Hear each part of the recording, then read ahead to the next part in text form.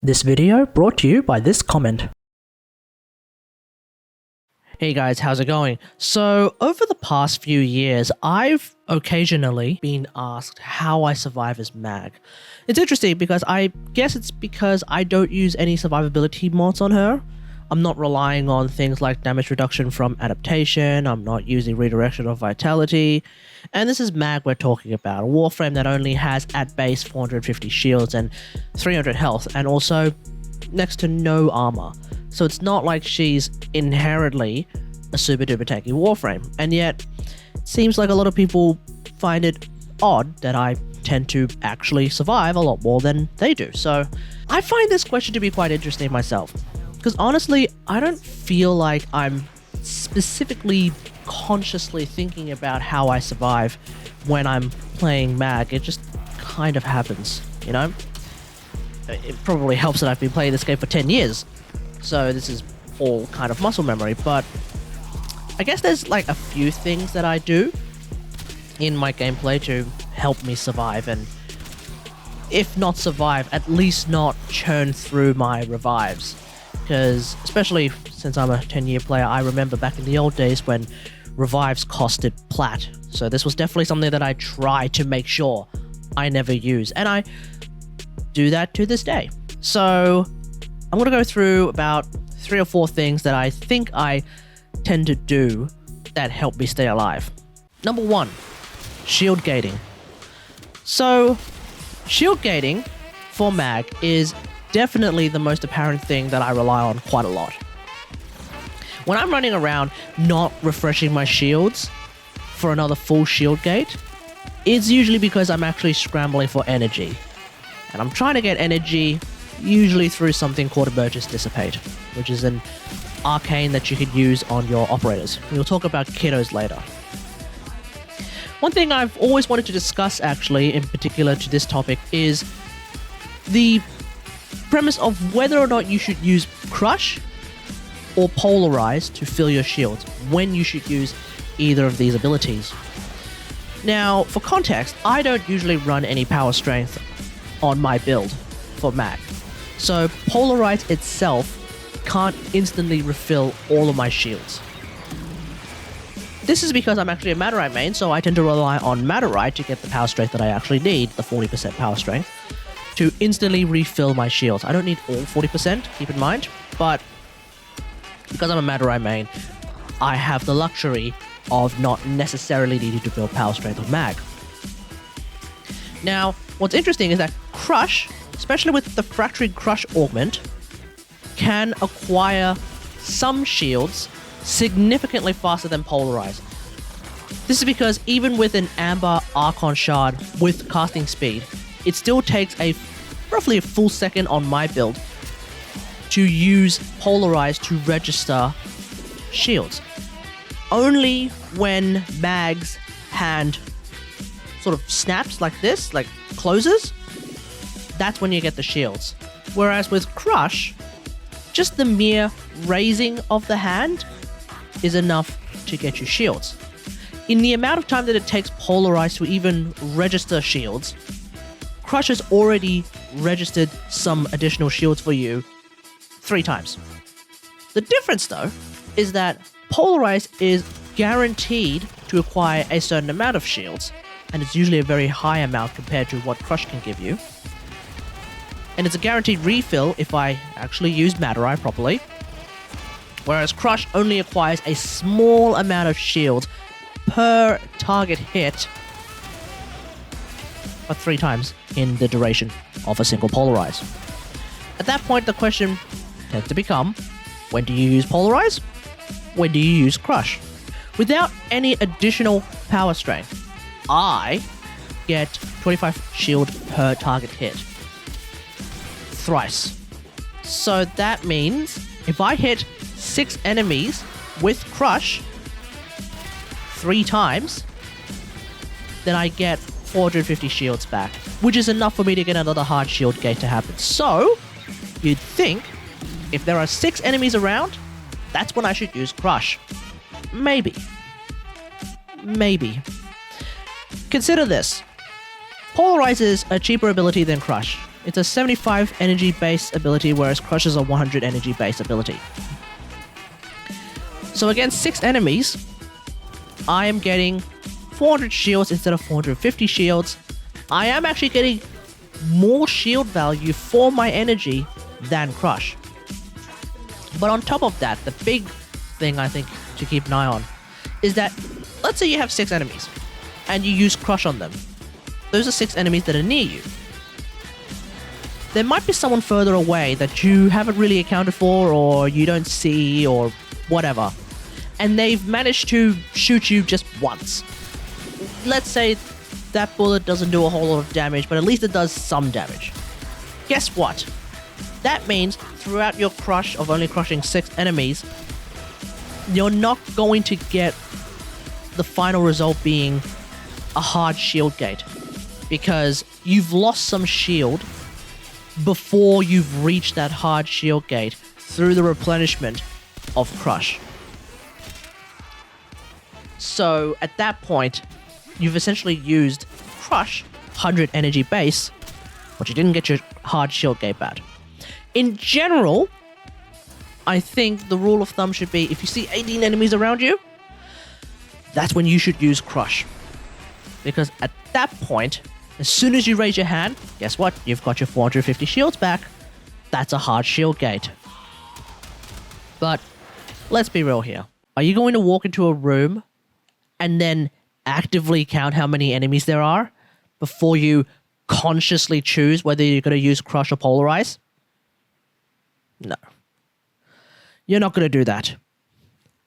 But that's okay, because I don't do that either. I think in general, if you find yourself in a mission where there's going to be a lot of enemies around you, let's say Steel Path Survival, yeah, go ahead, Crush. Crush is usually the way to go.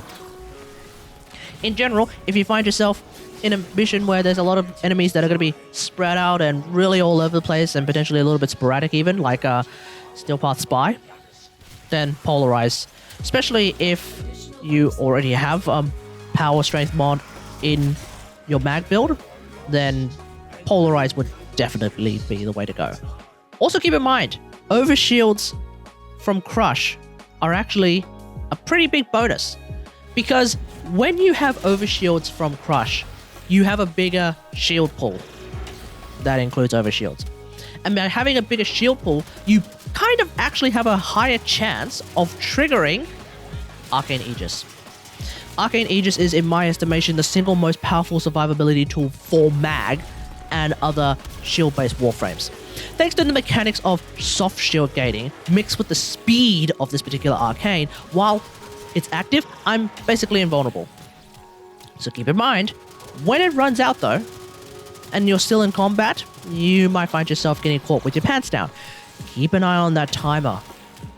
Don't forget to use that time to, let's say, build up some energy, kill some enemies, kill some of those Examai enemies, in fact, because they tend to drop a lot of health orbs and energy orbs, and you could potentially use Equilibrium to actually make that happen.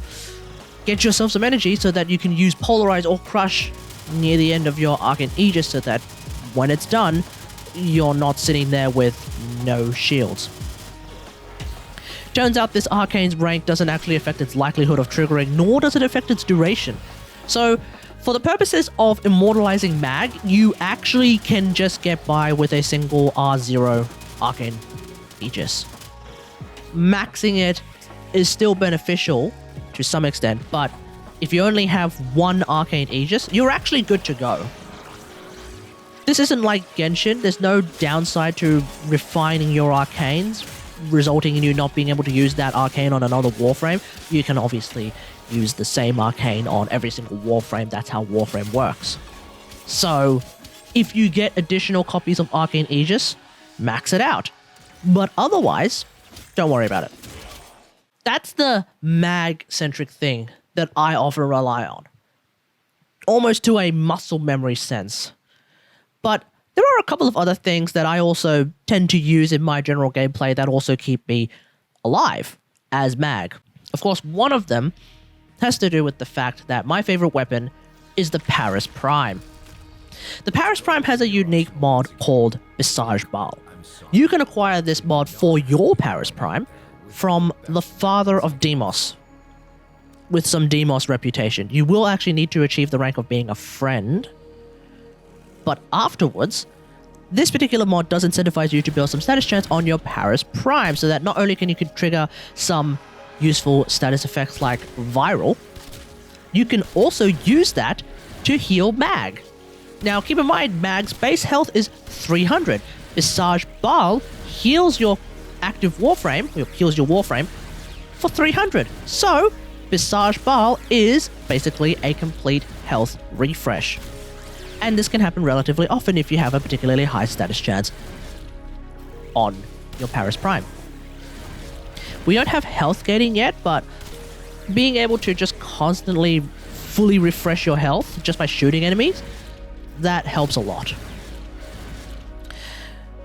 This particular mod was made even more powerful with the Paris Incarnate, because the Paris Incarnate has a perk on the final layer of perks that brings about a major base status chance increase. As a direct result, despite the fact that I actually have a Riven with negative status chance, I have like 95% status chance on my Paris Prime. So that's really, really good. Keep in mind as well, additional status effects achieved through multi-shot or punch through, they also count towards the 3 status effects that you need to trigger a heal. So that's really, really good. But it turns out that going over 100% status chance doesn't actually do anything for Visage Bal. So the fact that I'm sitting at 95% status chance, I'm pretty good to go. My favorite weapon in this game was, and forever will be the Paris Prime. But this is not the only weapon that can heal. You have the Bus move when the battery is depleted, you have Hema with headshots, you have the Furious with an augment, you have the Magistar Incarnate, apparently that basically turns you into Leoric from Heroes of the Storm, you have the Hirado whenever you do a crit, any melee weapon with the Healing Return mod, or the Life Strike mod, they can heal you as well. I'm sure there's some other weapons that I haven't thought about, but frankly I couldn't even remember half the weapons on this list. And then finally, I guess the only other thing that I tend to do a lot when I play Mag is to always be moving. Staying in one spot tends to cause me to die, especially because we're talking about Mag, a traditionally squishy Warframe, 450 shields, 300 health, no armor. That's what we're talking about here. So a lot of jumping, bullet jumping, rolling, good old-fashioned aim into side rolling, random parkouring, that tends to help a little bit. It's definitely not the be-all end-all of survival, okay? Do not take this as, oh my god, just keep moving, you'll never die. No, you probably will still die if you just do nothing else but keep moving. Because these enemies don't usually have, you know, stormtrooper aim. But moving around still helps. Could also potentially try and use something like the Aviator mod to give you some damage reduction while you're in the air. That can help as well. Otherwise, my personal preference is to become completely invulnerable to crowd control through the use of Prime Sure-Footed. This is a login reward that you can choose after more than 1 year of logging in. You basically need 400 days at least to choose Prime Sure-Footed. Of course, if you're in a Naira main, then you're fine. You don't need to use Prime Sure-Footed, you just need to swap over to your kiddo every so often. And then come back and you will basically have Prime Sure-Footed for free. So that's really, really good as well. Also, don't forget, ABCC. Always be crowd controlling. See, Mag has 4 abilities and they all have some form of crowd control. You have Pull, which is able to just immediately drag enemies in and also give them an immediate knockdown.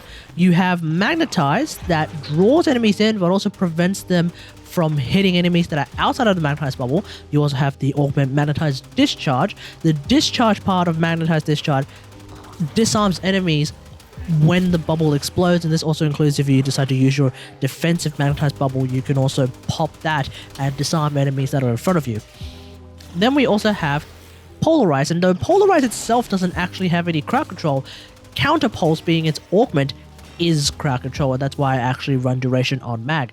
And then we also have Crush. Crush by itself is already an immediate knockdown, but Fracturing Crush on top of the armor strip prevents enemies from moving around for a certain amount of time, which is also going to be a very useful bit of crowd control. Definitely helps against melee enemies. Speaking of kiddos, that actually brings me to the final thing that I tend to do these days that doesn't exactly keep me alive, because in order for me to actually do this, I kind of do actually have to actually die. Dying in this game, it's kind of not as detrimental as it was back in the old days, especially back in the very old days when revives used to cost plat. Because the kiddo, speaking of Unaru, was given a particular perk from the Unaru tree called Last Gasp. Last Gasp is a waybound perk. This means you can actually use this particular perk with any of the other focus trees. As a Madurai main, I can still use this perk. This perk can also be paired with the Vengeance Waybound perk, which is actually directly after the Last Gasp Waybound perk, which increases your operator's damage when your Warframe has gone into the bleed out state. The goal, when you die, is to jump to your kiddo and kill 3 enemies as quickly as you can, or kill an XMI enemy as quickly as you can.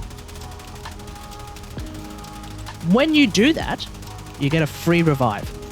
That's why I never use my revives, because my kiddo is reviving my Warframe, and that's literally just something that I've basically integrated into my general gameplay.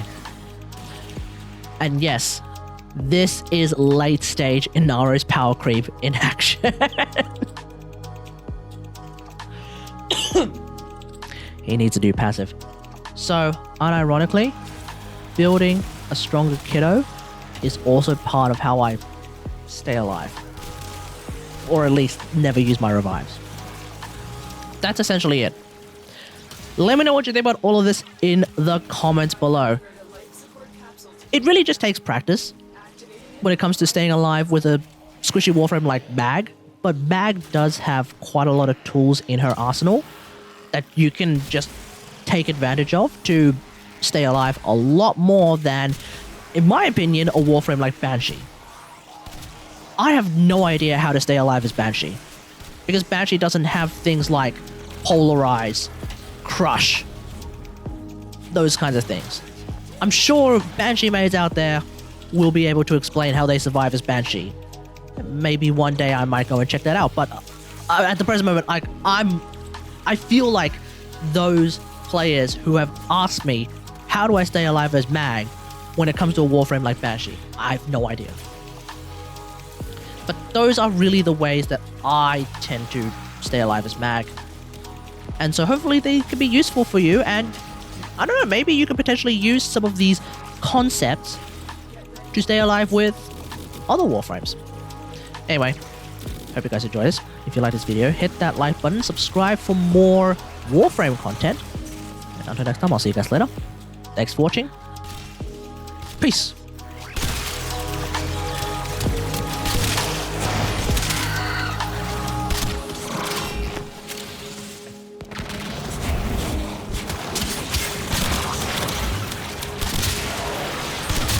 Another life support capsule is now available.